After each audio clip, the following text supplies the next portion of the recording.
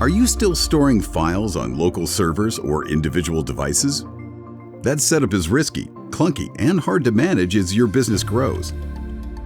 Moving to the cloud changes all that. But what does the cloud really mean? It's simply storing your data online instead of on your own machines.